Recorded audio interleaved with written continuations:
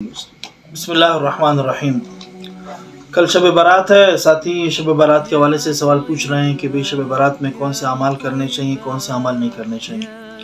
मुख्तसर अंदाज में बात करूँगा, लंबी चौड़ी बात मुनासिब भी नहीं है कि शब बारात के बारे में लोग बड़े अफरात और तफरीत में मुब्तला हैं। कुछ लोगों ने बिल्कुल इसकी फजीलत का इनकार किया है और कुछ लोग कहते हैं कि फजीलत तो मानते हैं लेकिन उसके अंदर इतने बड़ा चढ़ा करके अमाल उन्होंने डाल दिए हैं कि वो बिल्कुल गैर शरई रसूम और बिदात के अंदर वो चीज़ें आ जाती हैं।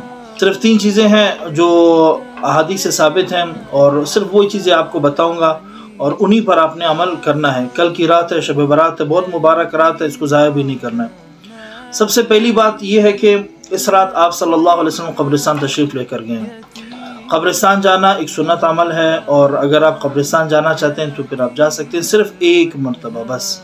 अल्लाह के नबी सल्लल्लाहु अलैहि वसल्लम पूरी ज़िंदगी में शब बारात कई दफ़ा आपकी ज़िंदगी में आया है लेकिन आप सिर्फ एक दफ़ा कब्रिस्तान गए हैं। अब हमारे यहाँ क्या होता है कि इसको इल्तिज़ाम के साथ और एक बहुत बड़ा मजमा बनाया जाता है, फूल पत्तियाँ उठाई जाती हैं, कब्रों पे फेंका जाता है और चादरें डाली जाती हैं। ये चीज़ें अल्लाह के नबी सल्लल्लाहु अलैहि वसल्लम से साबित नहीं है। जो चीज़ अल्लाह के नबी से साबित नहीं है, जो चीज़ हदीस में नहीं है, उन चीज़ों को मैंने और आपने नहीं करना है। अगर कब्रिस्तान जाना है अकेले जाएं और सिर्फ जा कर के दुआ करें मुर्दों के लिए, मैयत के लिए, अपने जाने वालों के लिए, आप जो है वापस आ जाएं बस। दूसरा अमल जो हदीस से साबित है, इस रात में नवाफिल का एहतमाम करना है। एक मुबारक रात है, बाबरकत रात है। इस रात में इंसान के रिस्क रोज़ी के फैसले होते हैं, तो इस रात के अंदर आपने इस रात को इबादत में गुजारना है और नफली इबादतें करनी है। और ये है भी नफली इबादतें। हमारे यहाँ क्या होता है कि मस्जिदों में बाकायदा चरागान किया जाता है और नवाफिल का इस कसरत से इहतमाम होता है कि उसके अंदर एक इज्तिमा की सूरत बनाई जाती है, बाकायदा जमात बनाई जाती है और जमात के साथ नवाफिल को अदा किया जाता है, जो शरई हिसाब से बिल्कुल भी दुरुस्त नहीं है। अल्लाह के नबी सल्लल्लाहु अलैहि वसल्लम ने इन चीज़ों से बिल्कुल मना किया। चूँकि नफल है, नफल एक खलवत के साथ इबादत की जाती है, आपका अल्लाह के साथ ताल्लुक़ है।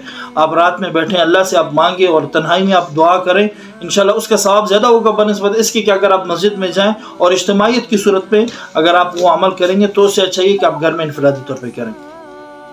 और तीसरा चीज़ जो हज़रत अली रज़ी अल्लाह अन्हु की हदीस मुबारक से भी साबित है कि अगले दिन का यानी कि कल रात को आपने इबादत करनी है शब बारात में और उसका जो अगला दिन है उसमें फिर आप रोज़ा रख सकते हैं और ये रोज़ा रखना मुस्तहब भी है। अल्लाह के नबी सल्लल्लाहु अलैहि वसल्लम ने अय्याम 20, 13, 14 और 15 जो हमेशा जो चाँद की जो ये 3 दिन आते थे, 13, 14 और 15, इनमें आप सल्लल्लाहु अलैहि वसल्लम रोज़े रखा करते थे। तो सिर्फ ये 3 अमाल शब बारात के। नंबर 1 कब्रिस्तान जाना, अगर आप एक दफ़ा गए हैं भी बस काफ़ी है, सुन्नत की नीयत से आप जाए। नंबर 2 इस रात को नवाफिल करना, इबादत, और वो भी इनफरादी अकेले घर में रह करके करें। और तीसरी चीज़ है अगले दिन का रोज़ा रखना। ये वही मुस्तहब अमाल है जो हदीस मुबारक से साबित है, जिसके करने की आपको इजाज़त है, शरीयत आपको इन चीज़ों की इजाज़त देती है। अलबत्ता पटाखे बजाना और शोर शराबा करना, अपने घरों में चरागान करना, हमारे यहाँ जो हलवा खोर मौलवी हैं वो कहते हैं यार हलवे मलबे भी बनने चाहिए, तो हलवा मलबा नहीं बनाएं। जिस मौलवी साहिबान जो आपको इन चीज़ों के पाबंद करते हैं उन मौलवी साहिबान से भी आप लोग बच के रहें, कोशिश करें कि वो अमल करें जो अल्लाह के नबी ने किया। तो ना हलवा बनाना है, नहीं खैरात करने हैं, करना है किसी और दिन करें, आज की रात आप करें, आप कल परसों में करें, लेकिन ये कि उस दिन के साथ इल्तिज़ाम के साथ अगर आप ये अमल करेंगे तो ये दुरुस्त नहीं होगा।